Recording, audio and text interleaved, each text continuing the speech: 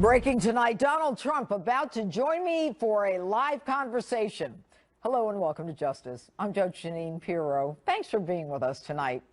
And now my opening statement.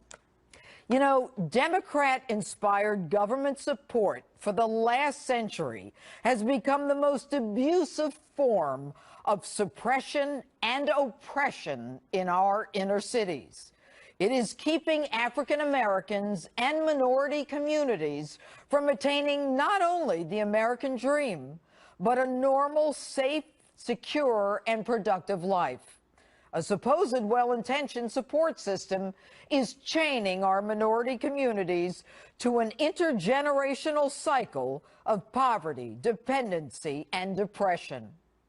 Now, I've spent more than 3 decades in the criminal justice system, watching crime, drugs, and gangs ravage our inner cities, drawing no distinction between children, the weak, and the elderly. But I have never heard anyone, especially someone running for office, have the audacity, the tenacity to turn a paradigm upside down the way Donald Trump did this week. It's time for our society to address some honest and very, very difficult truths. The Democratic Party has failed and betrayed the African American community. Democratic crime policies, education policies, and economic policies have produced only more crime, more broken homes, and more poverty. Is he right? Let's take a look. When Barack Obama and Hillary Clinton talk about the racial divide, they neglect to talk about the fact that 58% of young African Americans do not have jobs. That, in fact, they are worse off since an African American president took office. So what makes anyone think things will get better under the same policies? When Barack Obama and Hillary Clinton talk about the economic divide in this country, what have they done about it, other than Hillary Clinton magically going from dead broke to being worth more than $100 million that she'll admit to, without a business, a company, or anything other than a so-called not-for-profit corporation? And while Obama and Clinton talk about those much-needed conversations between the minority community and our law enforcement officers, they do so to the background chant, "What do we want? Dead cops. When do we want them? Now." Today, more police are targeted and killed than ever before. And while Barack Obama and Hillary Clinton talk about the poor and the oppressed, the anarchists, Black Lives Matter, and Occupy Wall Street group burn down and destroy neighborhoods, where the only ones suffering are African-American mom-and-pop shops and African-American small business owners. And while they pontificate on the quality of justice for minority communities like Ferguson and Baltimore, juries, judges, and even their own Department of Justice outright reject their make-believe incendiary and divisive narrative. And in case you haven't noticed, gun crimes against African Americans in the inner cities only matter if law enforcement is involved. African American deaths, even of children on playgrounds on the south side of Chicago, just don't get the same outrage. And when this duo talk about the quality of education that young African American and minority children need to compete, they force an education bureaucracy and the unions that in turn support them, selling slick ads, while children in those communities drop out or fail on those families. No vision to help children like the lucky few who have experienced the voucher system or school choice that allows them to break the bonds of the inner city and soar their way to success. Now, take a look at these cities populated by the minority community, where murders are on the rise, where poverty is the norm, where guns are seen as the only form of protection, crime is the only way out, where hope is non-existent. And ask yourselves, Who is running these cities? Democrats. Take a look at the numbers. Chicago has had a Democratic mayor for the last 85 years. St. Louis, 67 years. Newark, 109 years. Milwaukee, 108 years. Baltimore, 49 years. And D.C., 41 years. All major cities, all where murders go up. Folks, if something just doesn't work time after time, over and over, what does it tell you? Should you keep going with it? Should you do it again? You know what? I can't say it any better than he can. What the hell do you have to lose? And that's my opening statement. Tell me what you think on my Facebook page or Twitter. Hashtag Judge Jeanine. And now, in a justice-exclusive, Republican presidential candidate Donald Trump joins me by phone. Good evening, Donald. Hello, Jeanine. You have had a banner week. I don't know how you do it, but you have given at least 4 or 5 major speeches. You have been to Louisiana. You just gave a speech this afternoon. And I couldn't help but focus on your Tuesday speech because it's my wheelhouse. So I want to ask you, do you believe that there is any chance for the inner cities to survive in light of where they are today? Not with the people running them that are running them today, Jeanine. I mean, I know some of the people that actually are running them, and they couldn't care less. They just want the votes, and then after they get the votes, it's back to business as usual with special interests, and it's just not going to work. And the African-American people have been absolutely mistreated and abused by Democratic politicians who have taken advantage of them. And, you know, it was in my speech, and I really sort of just was reading the statistics where you have 40% that are living in poverty, 58% of the students, I mean, the young people, they can't get jobs. And, you know, it's just like a total catastrophe. The unemployment rates, everything is bad. No health care, no education, no anything. And poverty is unbelievable. And then I said, hey, wait a minute. Vote for me. What do you have to lose? I can't do worse. You can't do any worse than what these people have been doing, and I will do better. And actually said that if you vote for me the next time in 4 years, I'll get 95% of your vote because you're going to see such a big improvement. But I said to the African-American people in all of these cities, I just looked at those numbers. They're atrocious that you just put up. I said, vote for me. What do you have to lose? But what would you do differently, Donald? Well, I'd get jobs. For one thing, we're going to, you know, you need jobs. I'd also create spirit. We have a president who is absolutely a divider. I call him the great divider. And there is so little spirit, and there is such great division, and we need a cheerleader. I thought he was going to be a cheerleader. He's not a cheerleader. I mean, look at, as an example, he's up playing golf with his friends and doesn't know what's happening down in Louisiana. I was there.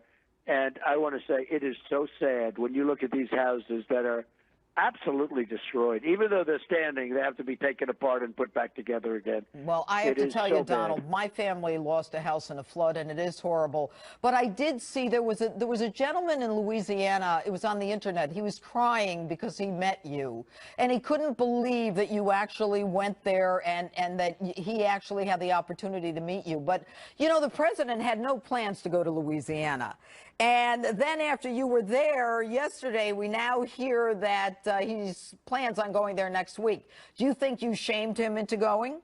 Well, I don't know about that. Perhaps so. I'm not looking to have done that. But I will say this. I think next week is too late. Tuesday is too late.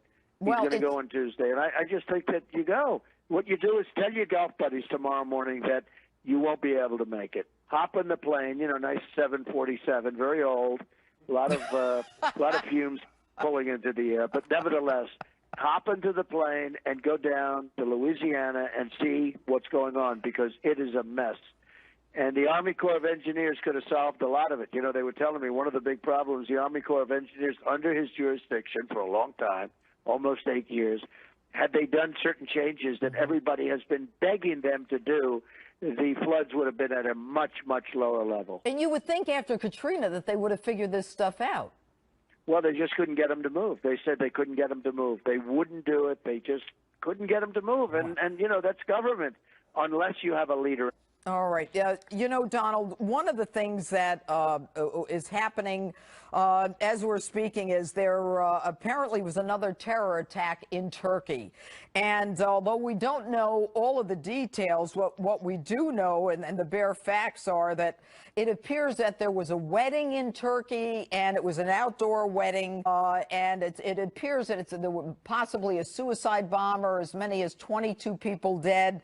And there are reports, and you know as well as I do, that all of these things change. You know, when we first hear things, they may not necessarily be true. But what would you do as president to stem all of these attacks and you know the tide of these kinds of attacks? Well, we have to be much tougher than we are right now. We have to be less politically correct. We have to be so vigilant with respect to other people reporting, people in the community reporting what's going on. I heard about the attack in Turkey. It looks like it's radical Islamic terrorism again, and I'm sure, of course, no, the president won't use that term.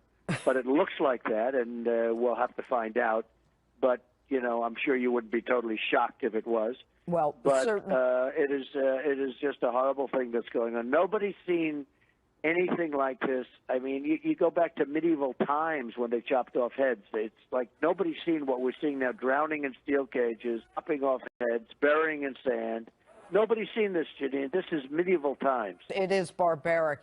You know, Donna, one of the things that I'm going to do is I'm going to be going next to Dinesh D'Souza, who did the movie Hillary's America, right, which is a discussion of some of the things that you've talked about in terms of the inner city and Democrats and what has happened to a lot of the people in the inner cities. And I hope that you're able to see that movie because it's very interesting, very consistent with where you're going. And I'm going to ask you one last kind of fun question. Go ahead. All right. As you prep for these debates, who's standing in for Hillary? Well, you know, so far I have not really given it too much thought. I didn't prep for the other debates and the primaries. I studied for them, but I didn't really prep per se. I guess the standard thing is you'd have to. You would be a very, very good.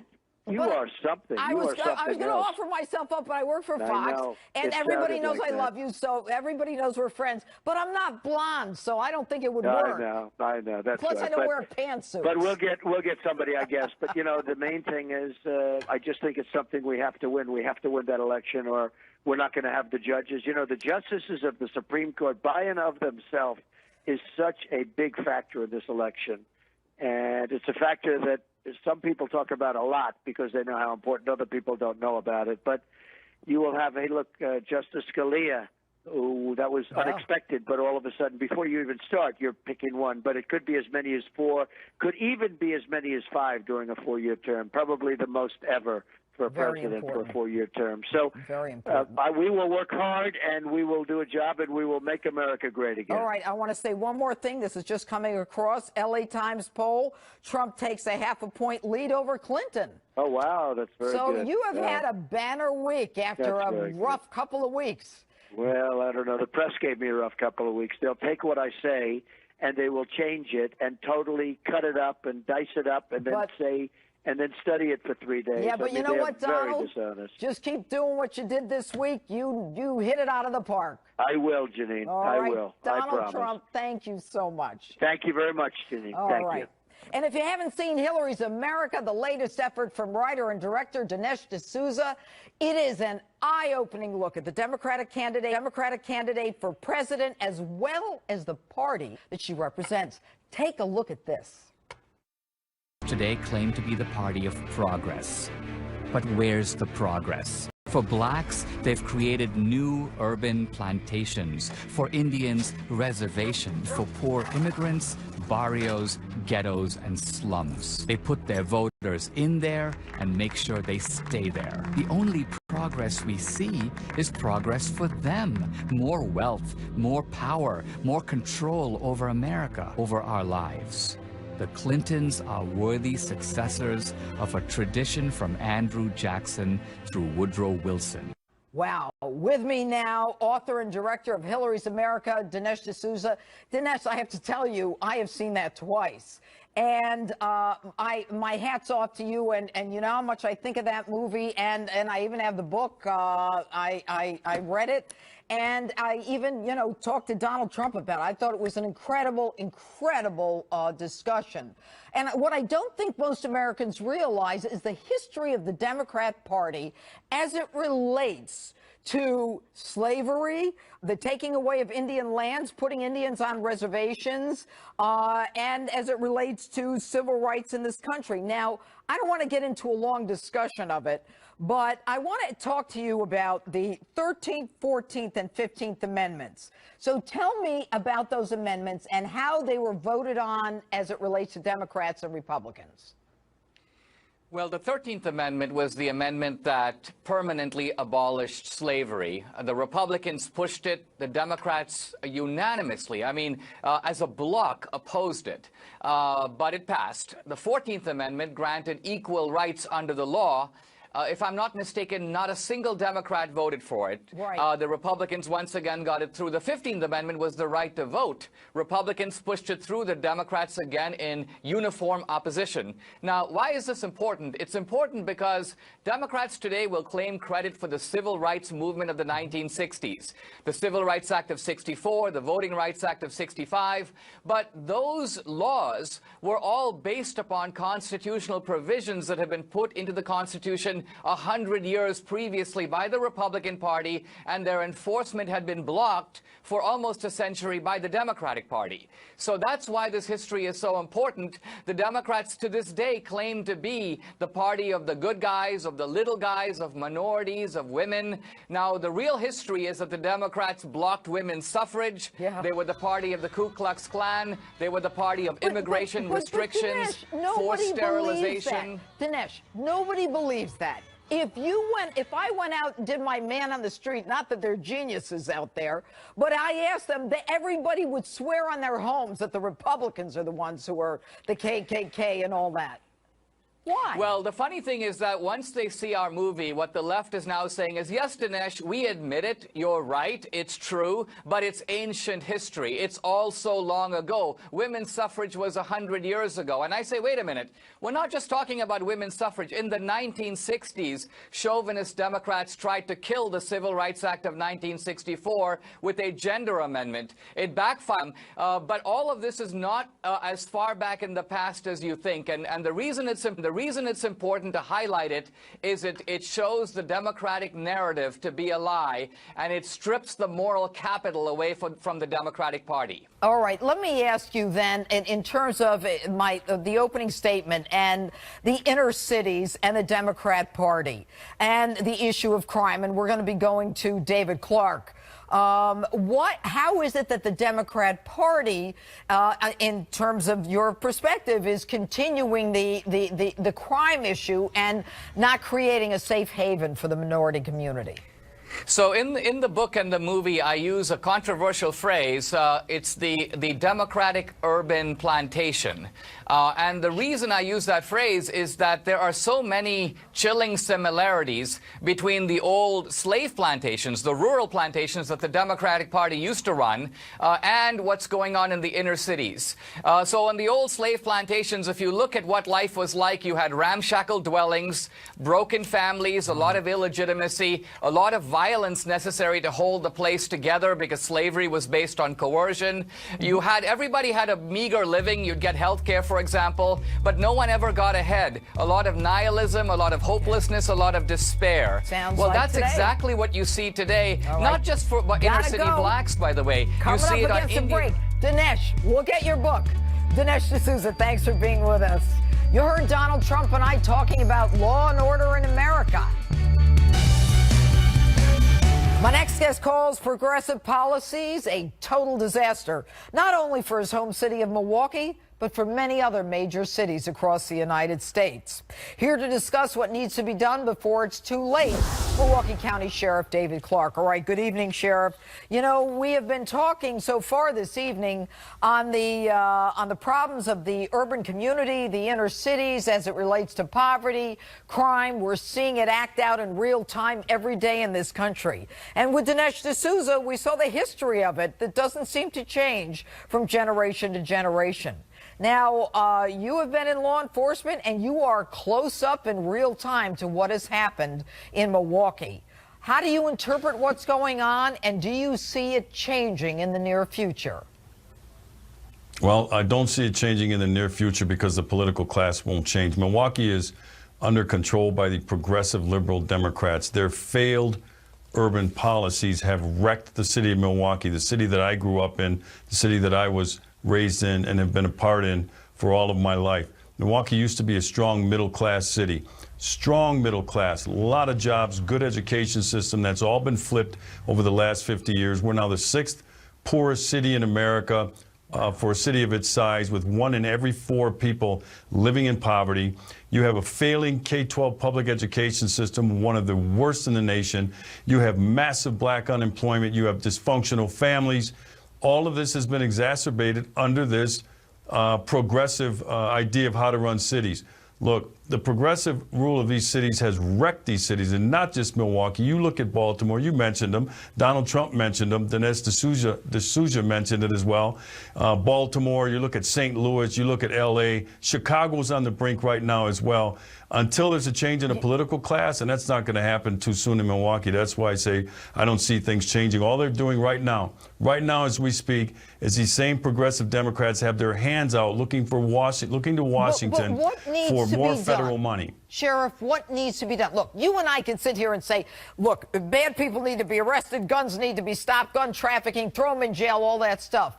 But what else needs to be done? You need to shrink the size of the underclass. The underclass has grown significantly in Milwaukee. How do you shrink the size of the underclass? Stop funding all of this dysfunction. Stop funding this growth of government in the lives of people in Milwaukee. That's where the Republicans can help. They can step in, not with more money, but to slowly, because you can't pull the rug out from people, and you know, that'd be a cruel thing to do. Slowly start to defund this dysfunction and tie any more federal money to achievement, for accomplishment. In other words, the poverty rate is as such in Milwaukee. If it doesn't go down in the next 3-5 years, less money. If it doesn't go down after that, less money, because eventually what will happen in the American ghetto, look, black people are resilient. We've overcome slavery. We've overcome Jim Crow. We have not been able to overcome modern liberalism and the progressive liberal movement. That's been a stifling thing for us. We have not figured that out, but they will if they're made to stand up on their own 2 feet, figure some of these things out for themselves, realize they are being hoodwinked by the Democrat Party. I find it encouraging that Donald Trump went out there and pleaded. He asked for the vote of the black community all throughout the United States. What do you have to lose? I find that unique. It is unique in the whole paradigm. I mean, the whole discussion was unique. Not even mentioning the schools and the failed system of schooling, where these kids are dropping out and failing and, you know, just being, you know, self-fulfilling, that they're not going anywhere. Sheriff David Clarke, thanks so much for being with us this evening. All right. My pleasure, Judge. The best political panel around is on deck. Chris Hahn and John Thomas standing by to talk the Donald, Hillary, and the big push to November. And then, are Trump voters staying under wraps until Election Day because of the liberal media? I'll explain my theory and talk about it with an expert as justice rolls on. Stay with us. Another big week for both campaigns as scandal continues to plague the Clinton camp, and yet another staff shakeup dominates the Trump headlines. Here to break it all down, my political panel, former senior aide to Democratic Senator Chuck Schumer, Chris Hahn, and Republican consultant John Thomas. Good evening, gentlemen. Thanks, okay, let's start with the flooding. I'll start with you, Chris. Now, the Democrats and the mainstream media couldn't wait to go after President George Bush with Katrina. At least the man showed up. He may have been 30,000 feet up, but at least he showed up. Donald Trump runs to Louisiana, and Barack Obama, with no plans, no criticisms, no one saying anything about it. After Trump goes, Barack Obama says, oh, I'll go next week. Well, the Louisiana authorities might question whether or not it was wise for him to be there, and they're also very satisfied with the federal response, which is a big difference between Katrina and now. Oh, wait a minute. But, so while he's playing golf, you think those people who lost their homes are I lost a home in a flood. I'm not happy with the federal response. Hold on a second. The governor of Louisiana did not want the president of the United States to go there because when the president comes, it is rather disruptive. He wanted to get the situation under control. And then why did a Republican in New Jersey want the president to come? Well, it's the same reason why George Bush didn't land, and he was unfairly criticized for not landing. It was the federal response that was a problem. Oh, I'll let you get away with it because you said George Bush was unfairly criticized. I want you to make a note of this. All my viewers, all you Justice viewers, the first time a Democrat has ever taken George Bush's side. All right, there he is on the golf course. For his bad response, though. John Thomas. All right, I'm going to ask you this now. The ransom. Was it a ransom? And we've got this, I'm going to ask you to look at this shot. John Kirby, let's pull up this sound. In basic English, you're saying that you wouldn't give them the $400 million in cash until the prisoners were released, correct? That's correct. Okay. Now, the next day, Kirby comes out, and Chris, you'll get a charge out of this. Kirby comes out. His eyes are bloodshot. He didn't sleep all night, he didn't, and he tried to walk it back. He basically said it was a ransom. A ransom is a ransom. But the president says, and I got to read this, the president says, well, very smug, by the way, it wasn't some nefarious deal that we explained that Iran pressed a claim in an international tribunal. He says, and the lawyer said we had to pay it. What do you think it was, John? It was a ransom. If it walks like a duck, it quacks like a duck, it was a ransom. But here's what's most offensive about it, Judge, is not only did they lie about it, but the United States, because of that $400 million transfer and the Iran deal, is the world's largest sponsor of terrorism, if you think about it.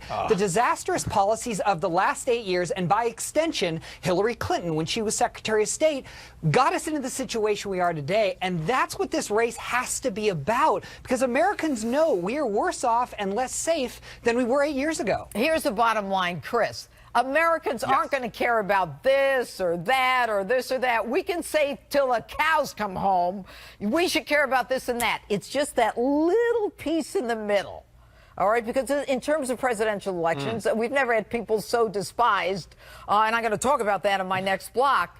What is it going to take to convince the middle that one candidate or the other is worth following? And I don't need to hear about how Donald had a bad week or Hillary had a bad week, because right now, Donald had a great week. He's up, according to LA Times, a half a point. I mean, this is a very fluid situation. Look, I'm not one of those people who think that this race is over. I've been saying this to you. I've been saying it to others for weeks that, Donald Trump could turn 6 points around in a day. But that said, I think what the American people want is they want somebody that they can trust with their future and their security, not just their economic security, but the actual security of this nation. They want somebody who's got the right temperament to lead this country. Both of them have very high unfavorables. One of them, though, appears to most Americans to be more likely to understand what the job is. That's why the debates are so important. That's why when he said earlier on your show that he's not preparing for the debates, I would be very concerned with that if I was a Donald Trump person. Well, I'm pretty sure that he my was friend winging it in the Conway's primary. prepping them. But, John, let me ask you that. What is the key word that Chris just said they have to be able to trust? That's exactly what I was about to say, Judge. I said I couldn't agree with Chris in this instance more. Trust is the issue, and trust is Hillary Clinton's problem. Over 70% of Americans say they not only distrust Hillary, they think she's a liar. Director Comey said she's a liar. So that's what Donald Trump has to do. That is the secret sauce in this home stretch. That, John. Everybody knows it. That's what I'm saying. But Judge, that we move so quickly in the news cycle that it's whatever happened last is what people remember. You're right. Americans don't trust politicians in general. What happens last? Chris, what'd you say real fast? What'd you say? Americans just don't trust politicians in general, and Americans right now see her more as a politician than him. So why not rob a few banks? Say they figure they're not honest anyway. Chris Hahn, John Thomas, thanks for being with us. And street justice is still ahead tonight. Plus, are Donald Trump voters hiding from pollsters? I'm going to tell you why we could be in for a big surprise come November. My theory. Don't go away. They're morally tainted. I mean, there's just no question about that. You can't say he's a racist and what he said was textbook racism, but I support him because he's the nominee of my party. Wow. That's ABC News political commentator and Hillary Clinton fan, Cokie Roberts, talking about Donald Trump supporters. But could this media bias against Trump actually influence the polls on Election Day in the opposite way that they've been telling us, and end up being a big reason behind a Trump win? Joining me now, Vanderbilt University professor of political science and law, Carol Swain. Good evening, Professor. It is very good to have you on the show. You know, when I heard Cokie Roberts say that, I was stunned. I mean, everyone knows that Donald's my friend, that I support him. But to hear someone who works for ABC and PBS say that if I support him, I am morally tainted is shocking from the mainstream media. Now, we've heard from PBS and from, I think, some of the other mainstream outlets that, you know, it's not just the less educated. They're calling them the low information voters. I mean, there's so much editorializing. Is that the way it's supposed to be? Well, it's certainly not the way it's supposed to be, and it's also absolutely wrong according to the data. During the spring, The Economist published a poll that showed that 43% of the Trump supporters had college degrees, and as far as the ones that have low levels of education, high school degrees or less, that's only 16% of the Republican base and a fifth of the Trump supporters. And so it's really misinformation. I think Mr. Trump draws from all sectors of society, including women. During the primaries, he never got less than 25% of the female vote in those states where he won. Are the Democrats relying on a self-fulfilling prophecy where if you say something long enough, people not only believe it, but they follow it? Well, I think it's that Saul Alinsky strategy of using ridicule to embarrass people. And so they have set up a situation where there are people that are supporting Donald Trump, but they're afraid to share that information. And I have met so many people, and this is anecdotal data, I've met so many people that are Democrats or highly educated colleagues that tell me that they whisper that they're going to vote for Donald Trump. And I know that for myself, I am a Trump supporter now. But I didn't start off as a Trump supporter. But, I mean, I had to really think about it. You know, I'm educated, so I'm supposed to support someone, you know, that, according to the media and within the Republican Party, it was assumed that, of course, you would support either Ted Cruz or Rubio or someone more acceptable.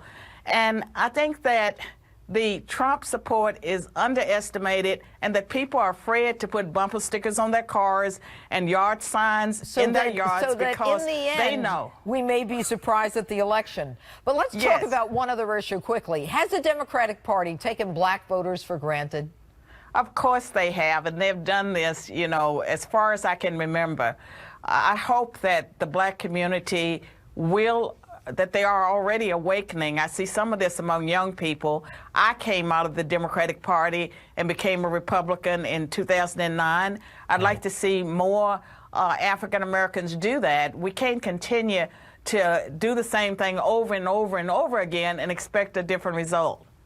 And ultimately, you know, in terms of the mainstream media and, you know, propelling this belief or this concept that, you know, there's no way Donald can win and he's going to ruin everything. I mean, you know, how much impact do you think that has on someone and on the voters in general? I think it discourages people and it makes them wonder whether or not it's true. But I believe we're going to have a surprise on Election Day. I actually believe that Donald Trump is going to be our next president, and I believe that he will be a good president because his approach will be different. The bureaucracy has been in shambles for decades, and it needs the hand of someone that knows something about business.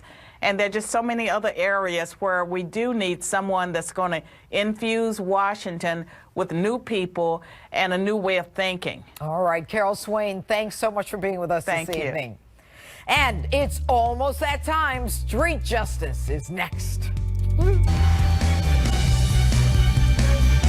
You've waited for it all night, and it's finally time for Street Justice. Okay, so this week I hit the streets to ask about the Ryan Lochte robbery controversy, and if you think Lochte and his fellow Olympians should face charges in Brazil. Take a look. They call him the ugly American. I personally think he's rather good looking. But what should happen to Ryan Lochte? Well, I think he should be prosecuted for what he did. You think he should end up...